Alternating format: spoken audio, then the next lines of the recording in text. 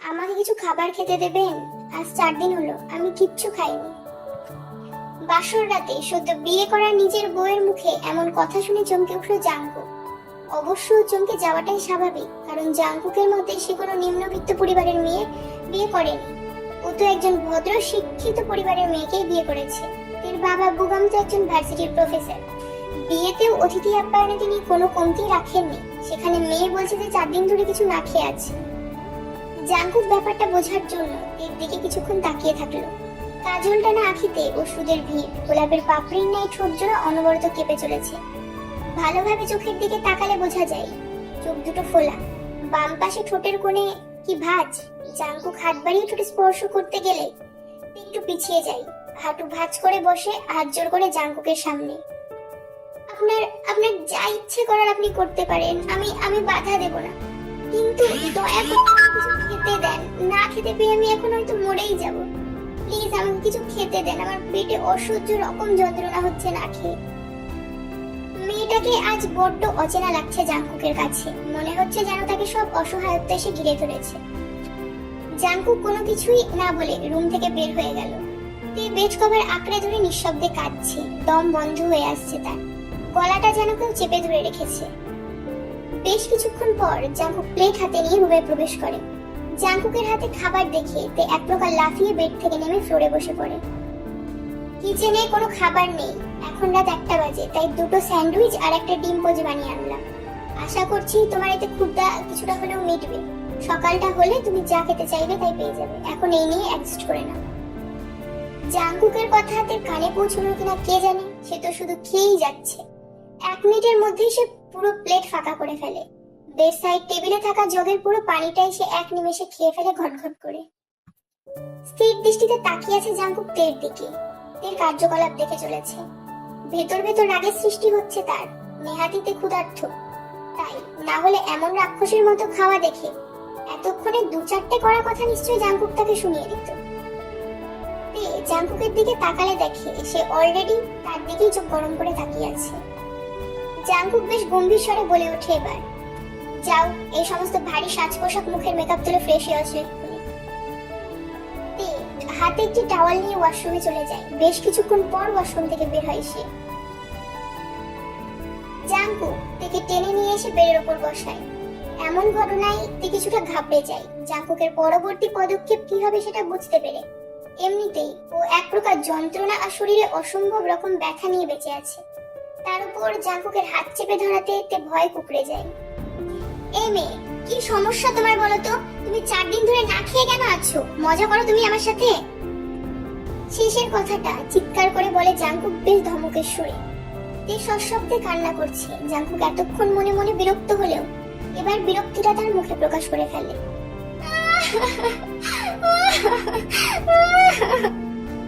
এই চুপ থাকো, একদম কাঁদবে না। কি হয়েছে বলো তো?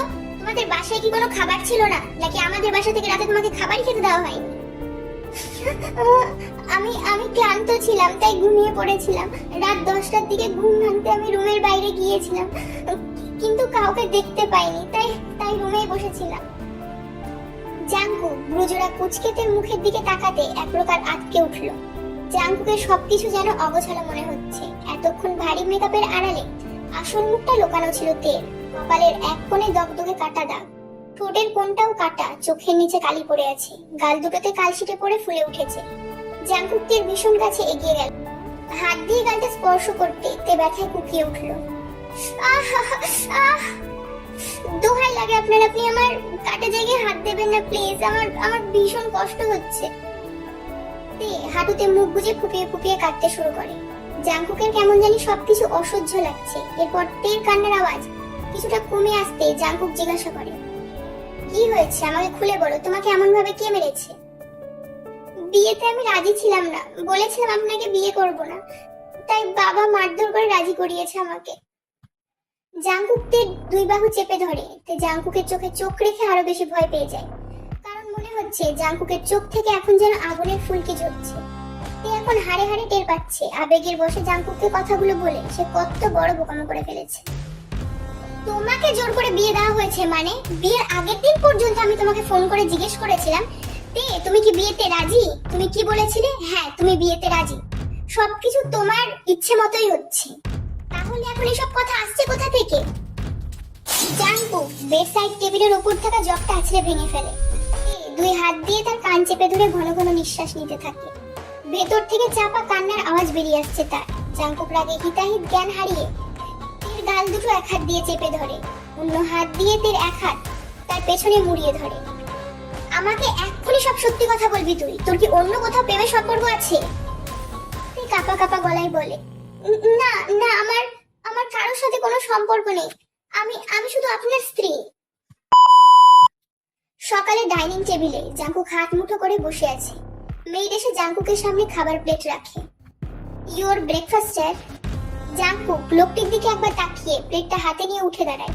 মেয়েড লোকটি ভীষণ ভয় পেয়ে যায়। জাঙ্কুক খাবার প্লেটটা ফ্লোরে ছুঁড়ে মারে। কাল সারা রাত একটা মেয়ে না খেয়ে ঘুমোচ্ছিল, আর তোমরা না খেয়ে তেল দিয়ে পড়ে পড়ে ঘুমোচ্ছিলে। তোমাদেরকে কি মাসে মাসে বেতন দিয়ে এই জন্য রেখেছি আমরা?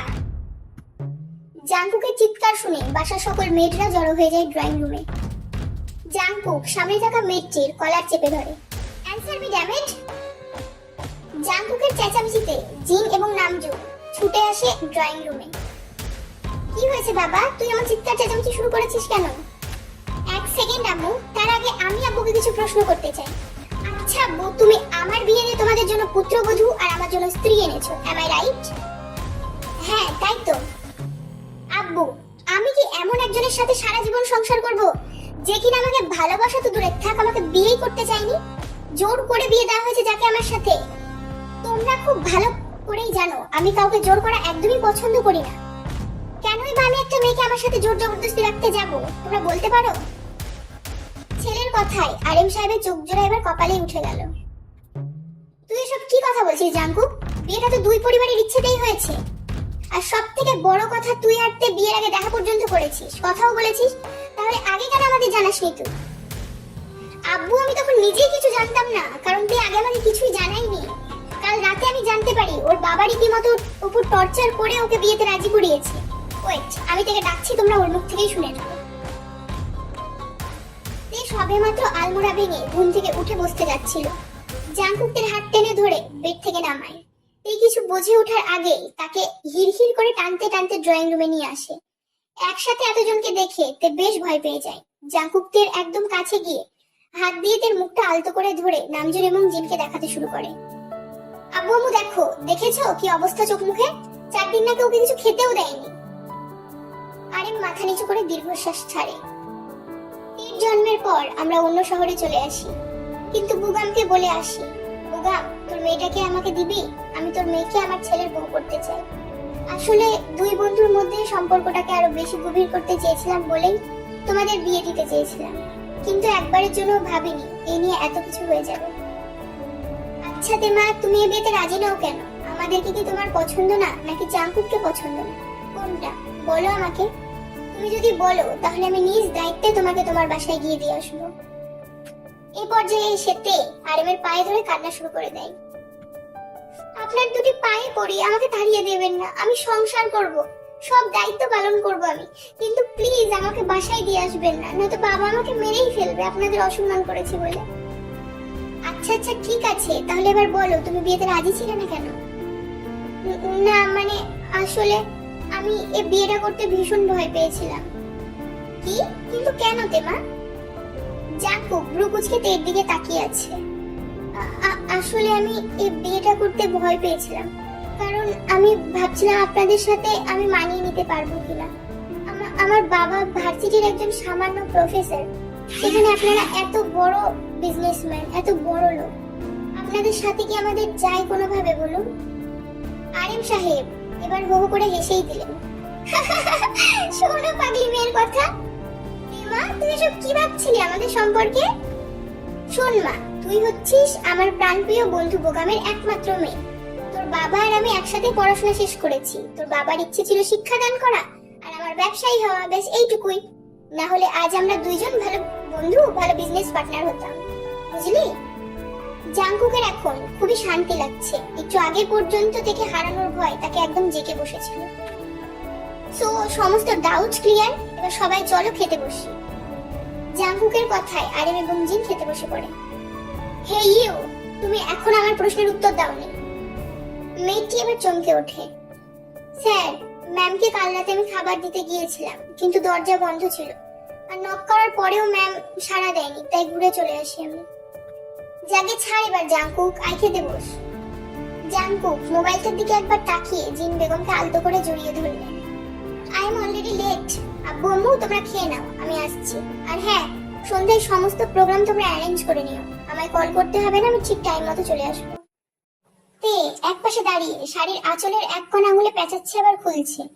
জাংকুক কিছু দূর গিয়ে আবার ফিরে এসে তার কানের কাছে মুখ নিয়ে ফিসফিস করে বলে, কি হলো, তুমি দাঁড়িয়ে আছো কেন? তোমাকে কি আবার আলাদা করে বলতে হবে? কাল রাতে তো খাওয়ার জন্য মরিয়া হয়ে উঠেছিলে, তো এখন কি হয়েছে, খাচ্ছ না কেন?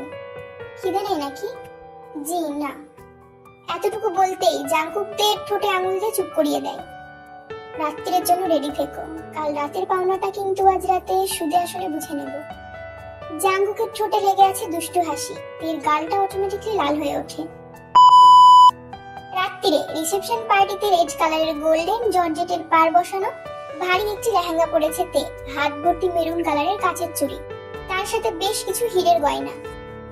চুলগুলো কার্ল করে সুন্দর করে ফুল দেওয়া, এক কথায় থেকে এই রূপে অসম্ভব সুন্দর লাগছে। জিন তার চোখের তলা থেকে কাজল নিয়ে তের কপালে লাগিয়ে দিতে দিতে বলল, কারণ নজর না লাগুক। হাই, আমার মেয়েটা এত সুন্দরী, এমনিতেই তো সবার নজর লেগে যাবে। তে জিনের কথা শুনে মুচকি হাসে। তে চোখ এখন জাংকুককে খুঁজছে। আচ্ছা, মানুষটা গেল কোথায়? তে আশা করেছিল জাংকুক দিনে একবার হলেও তাকে কল করবে, কিন্তু সে আশাহত হয়েছে। এইভাবেই পুরো পার্টি শেষ হয়ে যায়, কিন্তু জাংকুক আসে না। পার্টি চলাকালীন সবার মুখে একটাই প্রশ্ন ঘুরঘুর করছিল, জাংকুকের বউ আছে কিন্তু জাংকুক কই? হায় আল্লাহ, জাংকুক কি তবে বিয়েতে রাজি ছিল না? এত সুন্দরী বউ জাংকুকের, তাও জাংকুক বিয়েতে রাজি ছিল না? তবে জাংকুকের বাবা মা তাকে কিসের জন্য জোর করে বিয়ে দিল?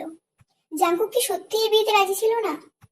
এর প্রথম দিকে একটু খারাপ লাগলেও সে জানতো নিশ্চয় জাংকুকের কোনো গুরুত্বপূর্ণ কাজ পড়ে গেছে, তাই হয়তো সে আসতে পারেনি টাইম মতো। না তো জাংকুক এরকম কেয়ারলেস মানুষ না। তাই তে নিজের মন খারাপকে বেশি পাত্তা না দিয়ে পার্টি শেষে রুমে চলে যায়। দেওয়াল ঘড়িতে বারবার তাকাচ্ছে তে, ঘড়িতে তখন 12:15। তে চুলের খোপায় পড়ে থাকা বেলি ফুলের মালাটা হাত দিয়ে বারবার দেখে নিচ্ছে। পরনে তার একটি নীল রঙের পাতলা শাড়ি, মুখে মোটা মেকআপ তুলে দিয়ে হালকা করে নিজেই সেজেছে সে।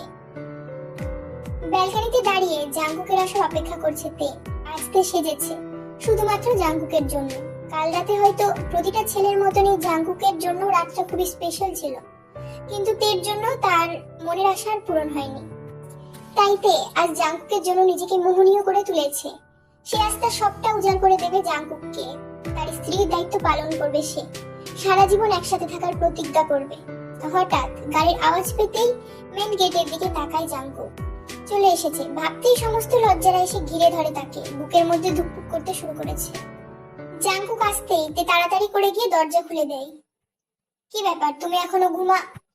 এইটুকু বলেই জাংকুক চুপ হয়ে যায়। জাংকুকের মনে হয় পুরো পৃথিবী থমকে গেছে তেকে দেখে। হঠাৎ তের কথায় ধ্যান ভাঙে তার। আমাকে কেমন লাগছে? জাংকুকের আর কিছুই বুঝতে বাকি থাকে না যে তে নিজেকে তার জন্য এভাবে মোহনীয় করে তুলেছে। এই পর্যায়ে জাংকুক থেকে গিয়ে কিস করতে শুরু করে। কিস করতে করতে তাকে বিছানার উপর ছুঁড়ে ফেলে এবং তারপরে উঠে পড়ে। বেশ কিছুক্ষণ অতিবাহিত হওয়ার পর তেও জাংকুকের ডাকে সাড়া দেয়। রাত যত গভীর হয় তাদের ভালোবাসাও তত গভীরতা পেতে শুরু করে। শেষ রাত্রের দিকে তাদের রুম থেকে তের ব্যথাতুর ক্লান্তি মাখানো কান্নারত স্বর এবং জাংকুকের ক্লান্তি মাখানো নেশাতুর কণ্ঠস্বর শোনা যায়। আহ জাংকুক, আর না প্লিজ, জানি প্লিজ, আর অনলি 5 মিনিট সহ্য করো, অনলি 5 মিনিট, আর একটু, তাহলেই হয়ে যাবে আমার। তাদের সেই রাতটা শেষ হয় অসম্ভব সুখময় ভালোবাসার মধ্যে দিয়ে। সকালে তের ঘুম ভেঙে জাংকুকের দিকে তাকাতেই সে দেখে জাংকুক অলরেডি তার দিকেই তাকিয়ে আছে। কি নেশাময় সে চাহনি! ধীরে ধীরে কাল রাতের কথা সব মনে পড়তে থাকে তে। সে লজ্জায় একদম কুকড়ে যায়। এখন লজ্জা পেয়ে কি হবে ডার্লিং? কাল রাতে তো ড্যাডি। উফ জাংকুক, প্লিজ চুপ করো। আচ্ছা তে ডার্লিং, একটা কথা বলো তো, কাল রাতে আমি তো পার্টিতে আসতে পারিনি টাইম মতো, তার জন্য তো তোমার আমার উপরে রেগে থাকার কথা, কিন্তু তুমি রাগ না করে আমার জন্য উল্টে পড়ি কেন সেজে বসেছিলে বলো তো? এই জাংকুকের এইরকম কথাই একটু লজ্জা পায়। আসলে তুমি কাল আসছিলে না, তাই আমি মন খারাপ করে বসেছিলাম। তখন মা বললো আমাকে মন খারাপ না করতে, কারণ নিশ্চয়ই তোমার কোনো ইম্পর্টেন্ট কাজ পড়ে গেছে, তাই তুমি আসতে পারোনি। না তো কথা দিয়ে কথা না রাখার মানুষ তুমি না। আমিও পরে ভেবে দেখেছি বিষয়টি, তার জন্য। ও আচ্ছা, তাহলে সব ক্রেডিট আমার আম্মুর। ইউ আর দ্য বেস্ট আম্মু। এই ডার্লিং, তুমি এত ফাস্ট, আমার তো জানা ছিল না। একদিনের মধ্যে সরাসরি আপনি থেকে তুমিতে চলে এলে। তাহলে এই খুশিতে আর এক দান হবে। যা দুষ্টু। জাঙ্কুকে ধাক্কা দিয়ে উঠে ওয়াশরুমে ঢুকে পড়ে। Seoul national university of hospital হলো সিওলের নামকরা বিখ্যাত একটি হসপিটাল। সেই হসপিটালের ডেলিভারি রুমের সামনে দাঁড়িয়ে আছে আরএম জিন জাংকুক, জাংকুকের বোন জিমিন আর জিমিনের হাজবেন্ড সুগা। জিমিন সুগা কার্যসূত্রে লন্ডনে থাকে। তাদের 2 বছরের একটি ফুটফুটে ছেলেও আছে, যার নাম ইয়নমিন। জাংকুকের মুখ শুকিয়ে একটু হয়ে গেছে, ভয়ে চোখে জল ডবডব করছে। বাইরে থেকে শোনা যাচ্ছে তার আহাজারি আরো জোরে জোরে চিৎকার করে কান্নার শব্দ। হঠাৎ চারিদিক নিস্তব্ধ হয়ে যায়। তার কিছুক্ষণ পরেই শোনা যায় বাচ্চার কান্নার আওয়াজ। সবার মুখে হাসি ফুটে ওঠে। তার কিছুক্ষণ পর দুজন নার্স বেরিয়ে আসে দুটো বাচ্চা কোলে নিয়ে। কংগ্রাচুলেশন স্যার, আপনার দুটো ছেলে বেবি হয়েছে। সবাই ছুটে যায় সেদিকে। আমার ওয়াইফ কেমন আছে ডক্টর? রিল্যাক্স থাকুন মিস্টার জাংকুক, আপনার ওয়াইফ একটু অসুস্থ, মানে ডেলিভারি হয়েছে বুঝতেই পাচ্ছেন, একটু উইক আছে, তার জন্য এখন ঘুমোচ্ছে। কিছুক্ষণ পরেই দেখা করতে পারবেন। একটা নার্সের কাছ থেকে একটা বাচ্চা জাংকুক এবং আরেকজনের কাছ থেকে একটা বাচ্চা জিন কোলে নেয়। দেখ জাংকুক, একজন তোর মতো একজন পুরোতের মতো দেখতে হয়েছে। দেখি দেখি, বাবুকে আমার কাছে দাও তো। বললে বাবালে, আমার বাবুটা, আসো আসো আমার কাছে আসো। তোমার পাপা এখন তোমার মাম্মার কাছে যাবে। যা ভাইয়া, তুই তের কাছে যা। জাংকুক গিয়ে তের মাথার কাছে বসে মাথায় হাত বুলিয়ে দিতে থাকে। তে ডার্লিং, এখন কেমন ফিল হচ্ছে? আগের থেকে বেটার? ধীরে ধীরে চোখ খুলে তাকায় জাংকুকের দিকে। জাংকুক, আমাকে একটু জড়িয়ে ধরবে প্লিজ? তের কথা শুনে জাংকুক তেকে নিজের বুকের সাথে আষ্টে পৃষ্ঠে জড়িয়ে ধরে। কেটে গেছে আরো 9 মাস। জাংকুকের ছেলে কুকার জ্যাকের এখন 9 মাস চলছে। 2 বাচ্চা নিয়ে জাংকুক আর তের ভরা সংসার, কিন্তু এর মধ্যে জাংকুককে নিয়ে বড্ড বেশি বিরক্ত। কারণ জাংকুক আগের থেকে আরো বেশি দুষ্টু হয়ে গেছে। যতক্ষণ বাড়িতে থাকে ততক্ষণ থেকে জ্বালিয়ে মারে। এই যেমন আজ সকালেরই ঘটনা। জ্যাক আর কুকের অনেক সকালে ঘুম ভেঙে গেছে, তাই তে জ্যাককে আগে ফিট করিয়ে কুককে ফিট করাচ্ছিল। তখন জাংকুক শান্তিতেই ঘুমোচ্ছিল, কিন্তু তের বাদর ছেলে জ্যাকের তো সেটা সহ্য হলো না। তাই সে জাংকুকের ওপর উঠে চুল ধরে মুখে খামচি দিয়ে তাকে যতক্ষণ না ঘুম থেকে তুললো ততক্ষণ তার শান্তি হলো না। অবশেষে জাংকুককে সে ঘুম থেকে তুলিয়েই ছাড়লো। পাপা পাপা পাপা। জাংকুক উঠে দেখে তে কুককে ফিট করাচ্ছে। হয়ে গেল জাংকুকে লুচ্চামি শুরু। তে ডার্লিং, কি? ও তে ডার্লিং, আরে বাবা কি হলো বলো তো, একটু দাও না। কি দেব? 2 মিনিট প্লিজ, একটু দাও, একটু দাও না। আরে কি দেব সেটা তো বলো। বুঝতে পারছো না? না, বাবু যেটা খাচ্ছে ওইটা। বাবুর খাওয়া দেখে আমার লোভ লাগছে তো। জাংকুক, এখন একদমই দুষ্টুমি শুরু করবে না। কাল সারা রাত আমাকে জ্বালিয়েছো, একটু ঘুমোতে দাওনি। এখন আবার তোমার 2 গুণধর পুত্র শুরু করেছে। তোমাদের জ্বালায় আমি কবে মরেই যাবো দেখো। কিন্তু কে শুনে কার কথা? দেখে কিস করার জন্য যেই না জাংকুক তার মুখটা তের মুখের সামনে নিয়ে যায়, তখনই তে জাংকুকে এক ঠেলা দিয়ে মুখ চেপে ধরে এক দৌড়ে ওয়াশরুমে গিয়ে বমি করতে শুরু করে। জাংকুক সেটা বুঝতে পেরে সে ওয়াশরুমের ভেতর গিয়ে তের মাথায় হাত বুলিয়ে দিতে থাকে। কি হয়েছে ডার্লিং, শরীরে খুব খারাপ লাগছে? জাংকুক, জান বলো। তুমি রুমে গিয়ে দেখো ড্রয়ারে একটা প্রেগন্যান্সি কিট রাখা আছে, ওইটা নিয়ে আসো তো তাড়াতাড়ি। মানে? যেটা বলছি সেটা করো। এরপর জাংকুক গিয়ে থেকে প্রেগন্যান্সি কিটটা এনে দেয়। তে চেক করে দেখে পজিটিভ এসেছে। লে হালুয়া, এবার ঠেলা সামলা। কিন্তু জাংকুকের উপর রেগে পুরো ফুঁসছে, কিন্তু জাংকুকের খুশি দেখে কে? খবরটা শোনার সাথে সাথে ঢাক ঢোল পিটিয়ে পুরো দুনিয়া জানিয়ে দিয়েছে। আর মিষ্টি বিতরণের তো বাহার দেখলে ওরে বাবারে। এখন যাও তোমরা মিষ্টি কিনতে, একটা দোকানেও মিষ্টি পাবে না, সব জাংকুক কিনে নিয়ে বিতরণ করে ফেলেছে। আজ জীবনবাড়িতে খুশির আমেজ। জীবনবাড়ির একমাত্র কন্যা তেজাংভিরার জন্মদিন, তাই নিয়ে তার 2 ভাই কুকার জ্যাকের সে কি ব্যস্ততা। তেজাংবি কি পরবে, পার্টিতে কিভাবে সাজবে, কি খাবে, তাই নিয়ে যেন তাদের একারই মাথা ব্যথা। একটু আগে তো দূরতে মারামারি শুরু করে দিয়েছিল তেজাংবি কার্ড নিয়ে আসা ড্রেস পরবে বলে। কিন্তু আমাদের তেজাংবি আবার অল্প বয়সে বেশি পেকে গেছে। জিয়ন জাংকুকের মেয়ে বলে কথা, পাপার নাম তো রাখতে হবে নাকি। সে আবার আমাদের ইয়নমিনের সঙ্গে রিলেশনে চলে গেছে, তাই সে তার এনে দেওয়া ড্রেসই পরবে। হে খোদা, এই আদ্দামড়ি বয়সে এসে আমি নিজেই এখনো সিঙ্গেল, কিন্তু বাচ্চা কাচ্চা পোলাপানগুলো কি শুরু করেছে দেখো। তেজাংবি নিজের রুমে পার্টির জন্য রেডি হচ্ছিল, তখন জাংকুক তার রুমে যায়। ওরে বাবারে, আমার প্রিন্সেসকে তো চেনাই যাচ্ছে না, পুরো স্বর্গ থেকে নেমে আসা পরি মনে হচ্ছে। ওফো পাপাই, তোমাকে না বলেছি আমি শুধু তোমার পরি, আমি স্বর্গ থেকে নেমে আসা পরি না, আমি শুধু আমার পাপায়ের পরি। তাই তো, আমি তো একদম ভুলে গেছি। তাহলে আমার প্রিন্সেস এখন আমাকে কি পানিশমেন্ট দেবে?